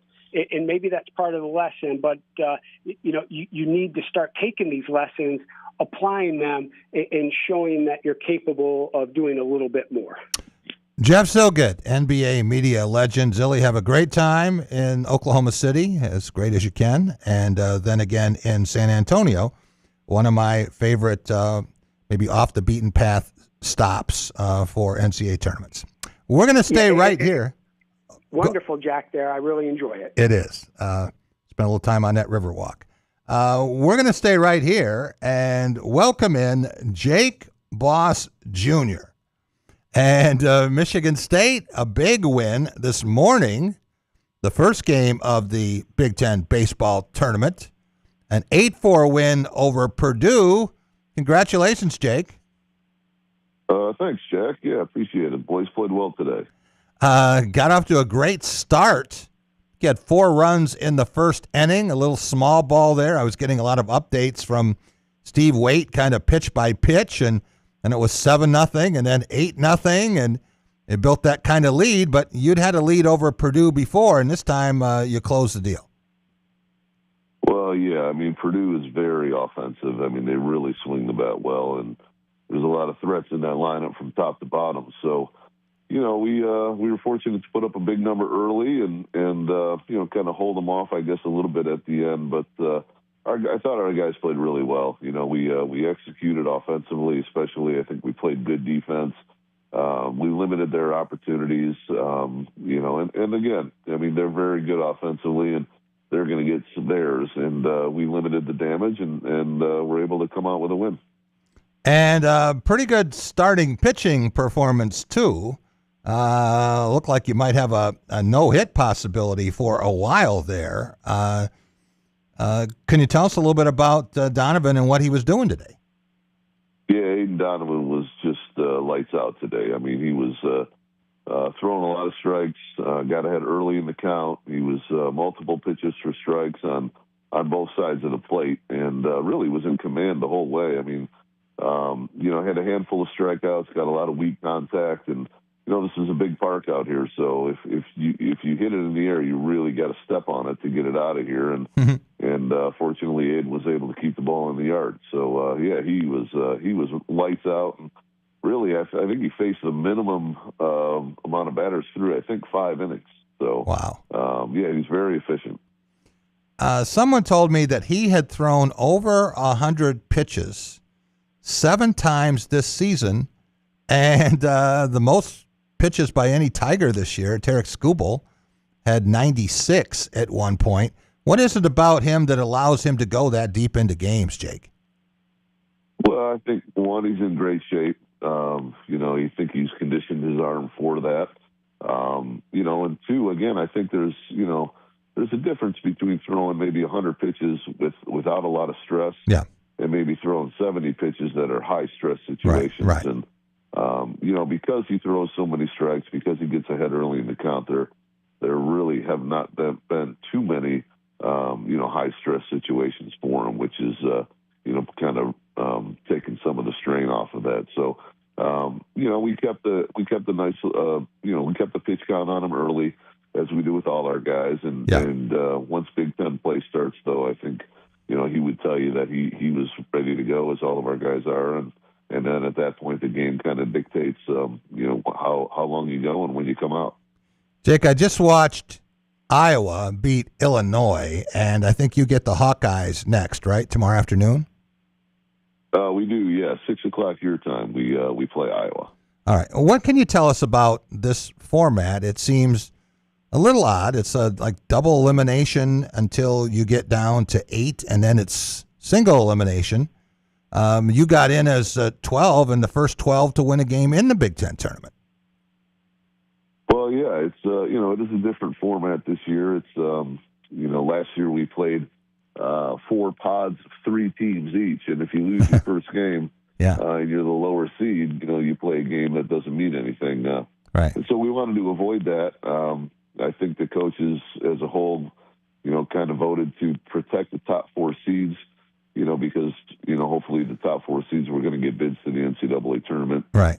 Anyway. And so, we wanted to kind of protect them and ensure that happened, while also giving the seed, the 5 through 12 seeds an opportunity to win a handful more games and hopefully get themselves into a position with RPI wins to maybe get an at-large bid. I don't think that's going to be possible for us, but there are some other schools that are in this tournament that, if they get a couple more wins and get to the single elimination stage and only lose once, that, they could get an at-large bid. So, really trying to, see how this works as far as, protecting our league and getting our league's best chance to get as many teams into the NCAA tournament as possible. Jake, I saw your team a few weeks ago on Friday night playing UCLA. And had a lead, and then it slipped away at the end. And people said, well, Michigan State gave it its shot. Here's the number 1 ranked team in the country. First time a number 1 team had come into East Lansing. And then you played them tough all weekend. You gave the Bruins all they wanted on Saturday, and you had a big lead on Sunday. If you saw the Bruins again in this tournament, how much would that help you? And you have some ideas on how you might want to attack them. Well, yeah, I mean, I think, we played well that weekend. We just didn't play well enough, and that was it was a really frustrating weekend, Jack, to be honest with you. I mean, we felt like we should have won on Friday. And obviously losing a big lead on Sunday was tough. And right, so, right. I mean, yeah, I think our guys would love to play those guys again and see how we match up. But, I mean, you just try to play well in the next game, and really our guys have taken a nice approach of, just win the next pitch and we'll kind of go from there. And so, they've done a nice job of that. Like I said, they played loose and free and easy the last couple weekends. And I think we've played some of our best baseball recently. So it's, it's good to see, and hopefully it continues tomorrow. I'm watching Big Ten awards as we speak here, and Rock Chalowski, the shortstop from UCLA, a projected number 1 pick in the Major League Draft, and you handled him fairly well, I think, in that series for much of the weekend. What is it that separates him, Jake, and can you compare him to other great players you've seen in this conference? I don't know if there's been a 1-1 selection out of the Big Ten. Yeah, I think he is the guy that is really a true 5-tool player, and so, he runs well, he hits for average, he hits for power, he defends well, and he's got a strong arm. And so, tools-wise, there's a really good chance for him to be the first pick in the draft. And, as 2-time player of the year in our conference, he was a defensive player of the year last year. Right. Just a special type of player, a generational type of guy. And, he's fun to watch play. He's a confident kid and plays with that kind of chip on his shoulder and that confidence about him. And, he's a guy that you want in the middle of the field for you. So, you got to make your pitches, obviously, and once you release the ball, you got no control over it. But I think every guy can be pitched to. I mean, I think if you even in the big leagues, there are some really talented players, but every guy can be pitched to. The difference between the good ones and the great ones are how they hit the mistake. And the Chalowski kid certainly will make you pay if you make a mistake.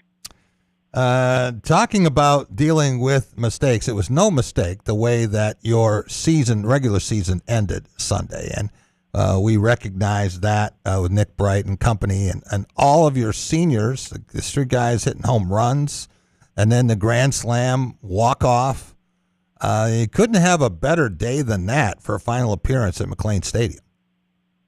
Yeah, a really special day for our seniors. Each guy that was in the lineup, each position player that was a senior hit a home run, and Noah Bright, like you said, hit a grand slam in his last home at bat to walk off, Illinois State in a run rule win, and you put up a big number.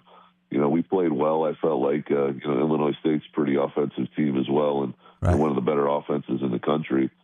So, to play well like that in front of that, a good crowd and a nice day on Sunday is, we just wanted to send our seniors out the right way, and I think we did that. So, really special day again, and gave us a little confidence coming into today in our first tournament game. So hopefully we can ride that momentum a little longer. Talking with Michigan State baseball coach Jake Boss Jr. now, and in terms of career wins at Michigan State, I guess you're going to have to coach a little while here with John Cobes, right? He stuck around forever and a day. But when you are in the same conversation, same paragraph, same sentence with Danny Litweiler, that says a ton. Well, I have so much respect for Skip and his family, and I got to know him, my first couple of years here, and unfortunately we lost him in 2011. Yeah. And but what a neat guy. I could listen to stories that he had all day long. Yeah. He was just so good to me and generous with his time and advice, and he would call. And I'll tell you, Jack, we won the Big Ten in 2011, and it was one of the thrills of my career was to be able to call him and tell him that we won the Big Ten championship, and he was just so excited for us. And he's in a league of his own. There's no question about it. It's I'm honored to have the same position that he held here for so long, and John Cobes is another one. I think 28 years, something like that, for John Cobes here. And I don't think I'll get to 28 years, but it's just, again, it's an honor for me to have the same job that those guys had. And And if I could be half the coach that both of them were, I think it'd be a success. Jake, you talk about Danny, and he was teaching a class that I had at Michigan State. I don't know how many Big Ten head baseball coaches teach a class. Maybe you've done that, but he was teaching the class, and I used to stick around after just to listen to him tell stories about his time with Cincinnati and Philadelphia. And, of course, he had the streak of errorless games. What a great defensive player he was, and a very solid hitter. Of course, we know what he did as a pioneer with the diamond dust and the radar gun and all of those things, too. But the story I loved the most from him was when Jackie Robinson came to the Brooklyn Dodgers. And Cincinnati, at that point, was about as far south as you got in Major League Baseball. And, you're almost in Kentucky. So there were some attitudes, let's say. And they came up with the bright idea that to diffuse the tension of the Dodgers coming in, they were going to pose for a photograph with Danny Litweiler and Jackie Robinson shaking hands. And that thing ran above the fold. I want to say the Cincinnati Post or Cincinnati Enquirer, and they think it had a lot to do with the reaction to Jackie Robinson, which wasn't as bad in Cincinnati as it was in some other cities.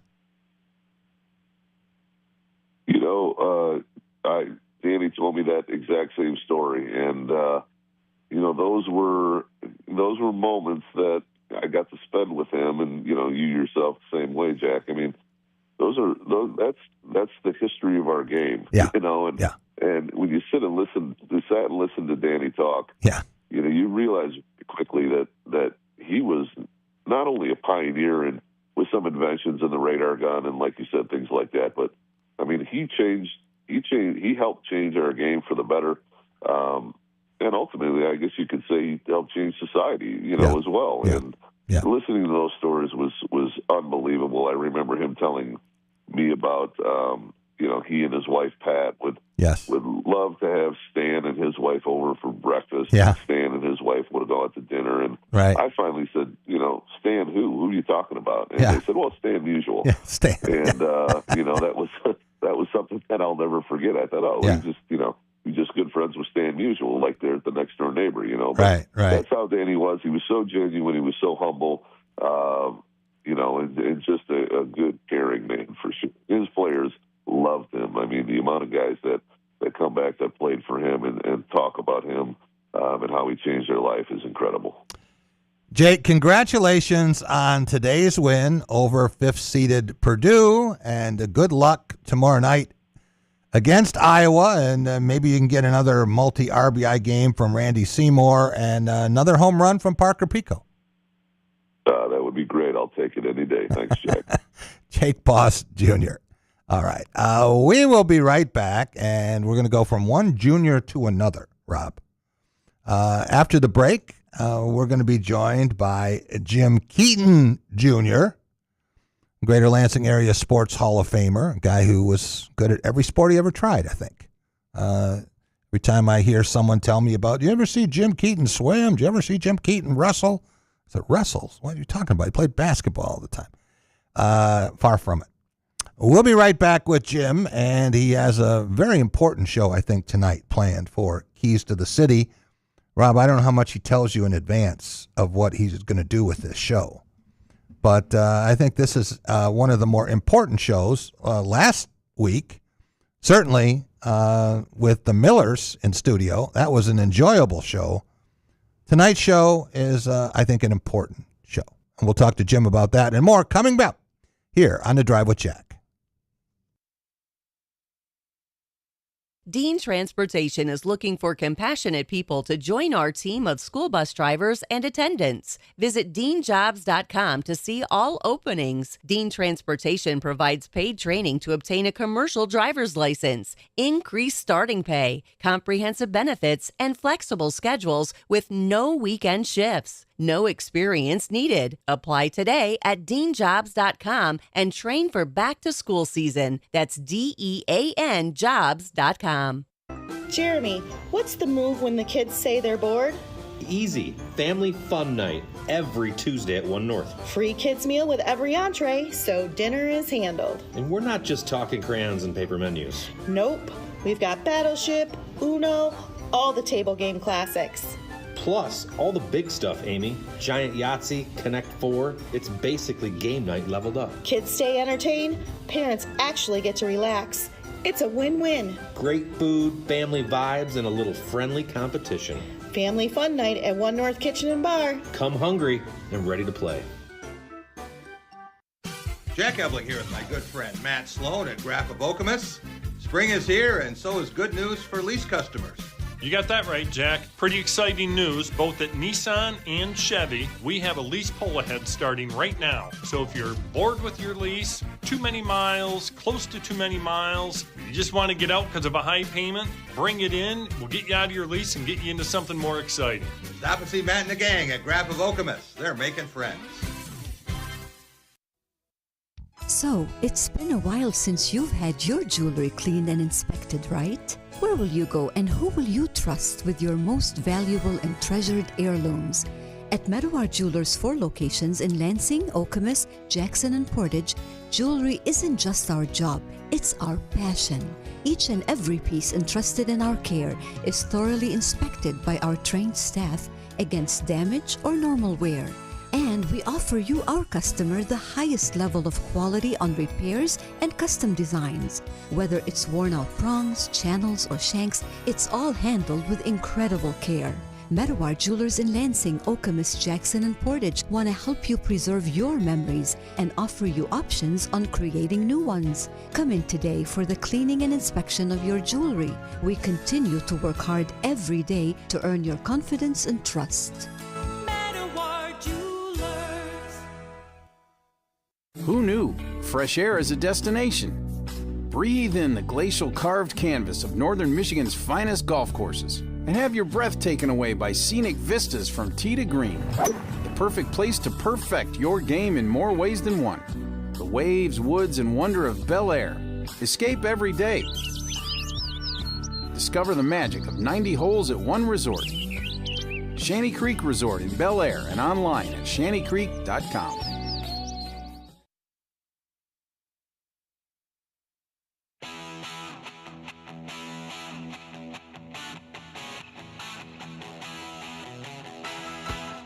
Welcome back. It is The Drive with Jack, the Spotlight Radio Network. Jack Ebling here with my producer, Boston Rob. Rob, do you feel any better? Is it any consolation whatsoever that the Boston Red Sox now have a better record than the Detroit Tigers? No. No. None, right? None. None. That is a very low bar. It's the end of May. Oh, okay. No, I don't. Taking the big picture approach. Yeah, we're taking big picture approaches. Boston Rob's definitely doing that with all his teams moving forward for the foreseeable future. But no, I'm not. I mean, good for them. They did that. They fired out, they fired their coaches. It seems to have lit a little bit of a fire. They're definitely playing a little bit better. But, I'm not either way. I'm not swayed either way. It's May, end of May right now. So. Okay. Yeah. All right. Looking ahead, do you think it is more likely that your team of choice, and that would be the Red Sox, the Celtics, the Bruins, and probably the Tampa Bay Bucks, right? Yeah. More than the New England Patriots. Oh, by far. Yeah, okay. So the 3 Boston teams, and then in the NFL, Tampa Bay. Yeah. Will finish ahead of the 4 Detroit teams. Tigers, Pistons, Red Wings, and Lions. And in what order would you have the most confidence in your Boston teams? What would be the most confident matchup? Most confident matchup between them? Yeah. Oh, boy. That's a tough one. How about Bruins, Red Wings? I got to see more from the Bruins. Okay. I got to see more from the Bruins. Okay. They had a great year. Yeah. They overachieved in a lot of ways. It helps that Jeremy Swayman was back to his form at goaltending for most of the season. Mm-hmm. Did not expect them to get 100 points. Did not expect them to make the playoffs. Yep. So it was all basic, we're playing with house money. Right. Same with the Celtics.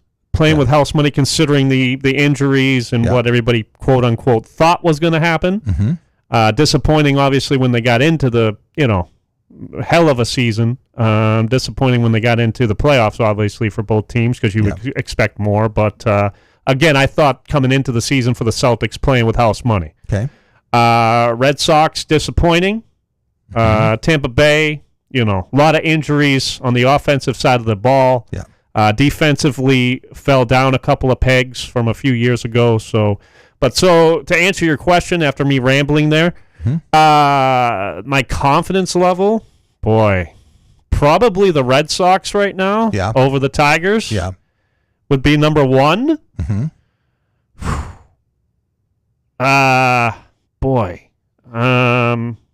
I would probably go with the Celtics over the Pistons right now. Okay.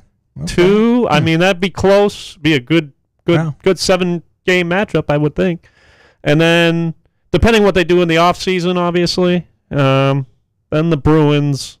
Yeah. And then, Tampa Bay, my goodness. Yeah. I mean, the Lions are, we've talked about the Lions and how good they could possibly be. Right. So that's a toss-up in my mind, to be honest. I'd probably give the slight advantage to the Lions going into the season just because of the schedule they got. We've talked about it.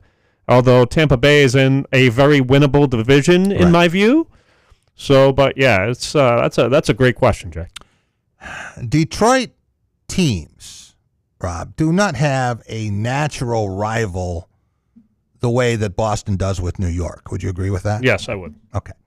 So how much more does it hurt when the Red Sox lose a game to, say, the Yankees? Oh, God, awful. Don't even, I can't even let you finish saying that sentence, Jack. Don't even put that in the atmosphere right now.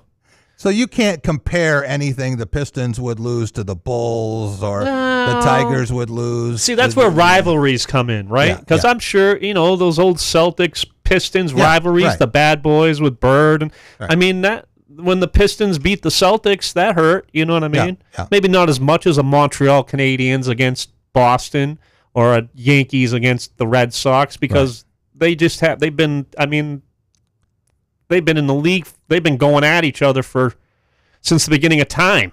Yeah. You know what I mean? So especially the Canadians and the Bruins. So, but trust me, Boston most certainly has had some rivalries with Detroit teams that have hurt just as much. Hurt just when they lose, especially in the playoffs to a Detroit team. I get just as mad. Trust me. Yeah, and we know or boisterous, shall we say? I shouldn't say mad. I've come to respect Detroit teams. So being in this kind of market since 2001. So. We have seen the Red Sox and the Tigers' dreams. We have seen some classic matchups with the Pistons and the Celtics. Yeah. I think back to Bill Laimbeer and Larry Bird and Robert Parrish and the brawl there. Oh, my God.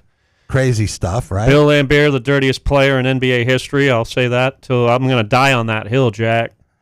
I can't really try to talk you off of it. No, you can't. Yeah. It's like me picking a score. You can't make me change my mind.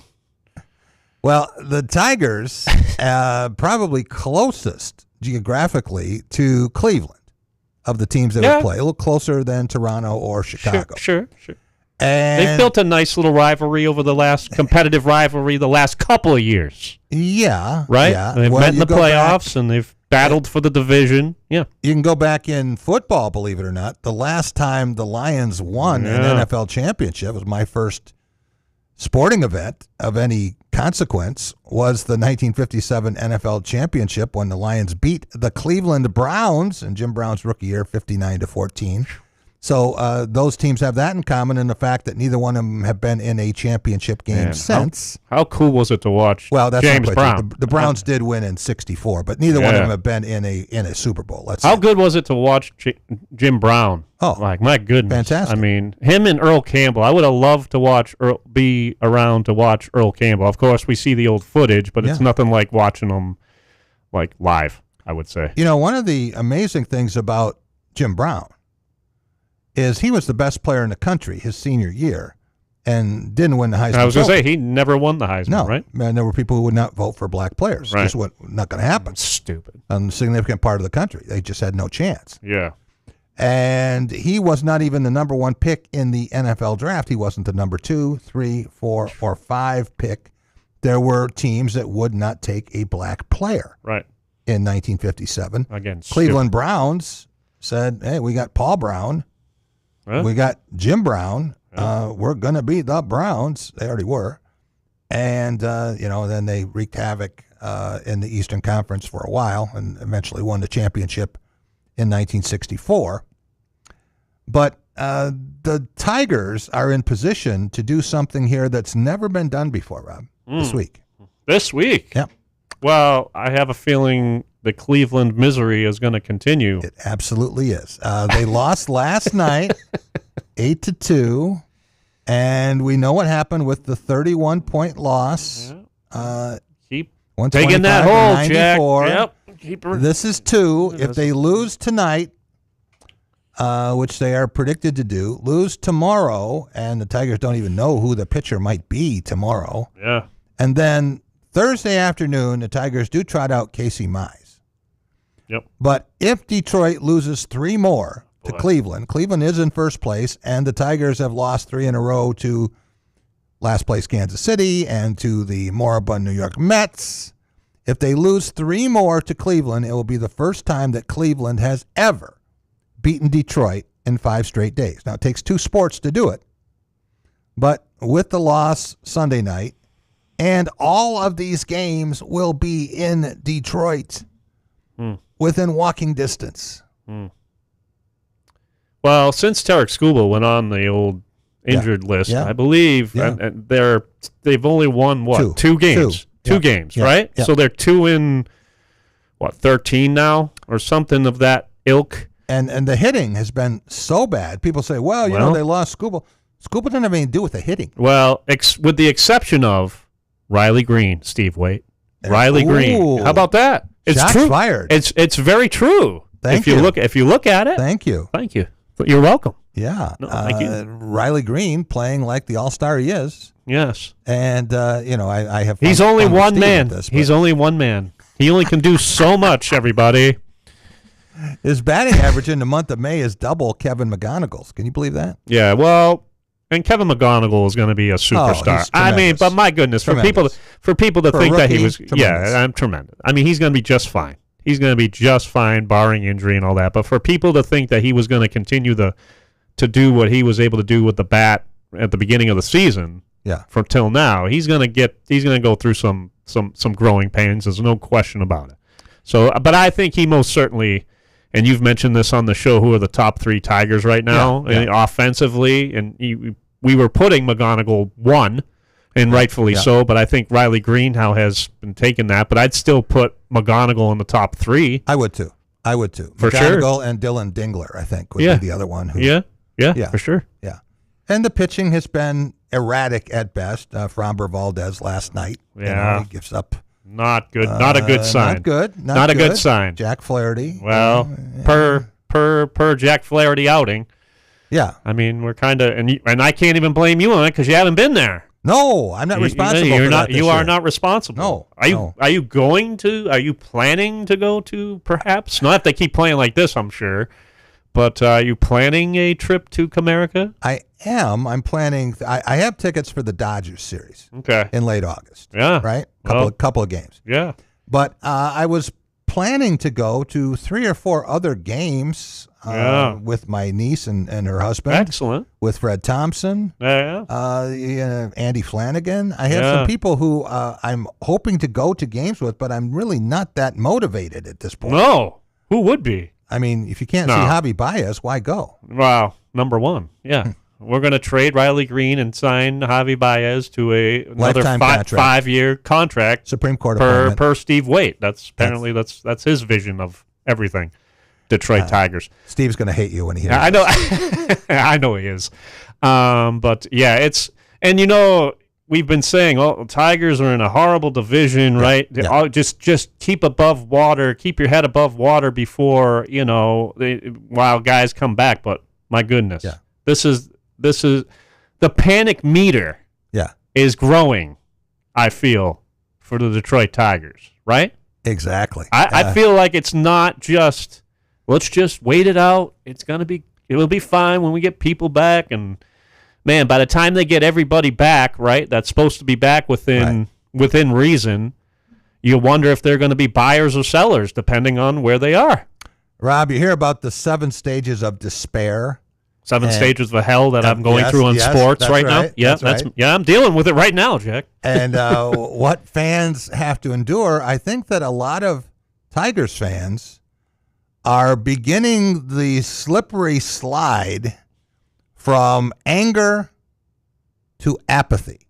And that is a really bad thing, because when you stop caring when your team loses. I mean, I'm talking to people and I say, "Do you see the Tigers?" No. I haven't watched them. I'm not going to watch. Why am I watch? I got better things to do. That's right. I'd rather clean toilets with a toothbrush than watch them. Sure. So, last thing before we go, Rob, I want to touch base on something here in studio again today, and how much fun this is. Normally we have some in-studio guests. We did not today. Jim Keaton couldn't join us. Understand why. Tom Lang did a hell of a job. Hell of a job like he does every Tuesday. Tremendous. Yes. Yep. Yes. But can you tell our listeners again about what we are doing here, the YouTube component? Yeah. All of the things we have available now, and we're just getting started. Yeah, we are live on YouTube. We have been now for, I would say, several months or so. A couple months, yeah. More than a couple now. Yeah, We've been doing live on YouTube, as you mentioned. We are on 3 days a week. 3 days a week. You come in here, and we're planning on getting more guests in. We appreciate the guests that come in. Yeah. And we'll be getting more of that as well. But if you do watch on YouTube, make sure to hit that subscribe button. It's free, everybody's favorite word, as I always say. And you will be alerted when the Drive with Jack will be on YouTube. You get a little notification right there on your laptop or on your phone, however you decide to listen, right? And watch. We also are still on our same podcast platforms that you have been for years, and just in case you don't want to look at our ugly mugs on the 3 days, we're still on your podcasts wherever you listen to your podcasts, iTunes, Spotify, iHeart, anywhere you listen to them, we are there as well. The Drive with Jack. We are also got our Facebook page back up and running as well. So anywhere any social media platform, we're pretty much there. But there's some big things coming for YouTube. If you in the studio right now, we're getting some new equipment in that we're going to be able to do a couple more different camera angles with. Some Zoom capabilities. Some Zoom capabilities in the near future for our guests to really get into that immersive video. So you can look at Stephen Brooks. Yeah. Well, yeah, you can. I didn't say it was always good. Well, do what you will with that. We'll just leave it at that. Stephen Brooks, he's a married man. He is. He's a married man. He is. Someone finds him handsome. That's right. He may have outkicked his coverage. Well, we all usually do in the sports media realm, right? I think that's a fair statement. I want to thank all of our guests today, Rob, starting with Sean Baligian. You had to give him time to come down from that high last night when the Canadians scored in overtime against Buffalo, and now they advanced to play Carolina in the Eastern Conference Final. Congratulations to the Habs.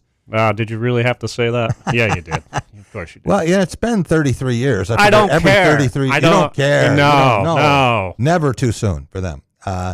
Want to thank Tom Lang, as we mentioned, for another episode of The Long Drive, brought to you by Shanty Creek Resorts. Tom Lang from migolfjournal.com, and very happy to have Casey Luban with us, Michigan State men's golf coach, and John Lindert, head professional at the Country Club of Lansing and past president of the PGA of America.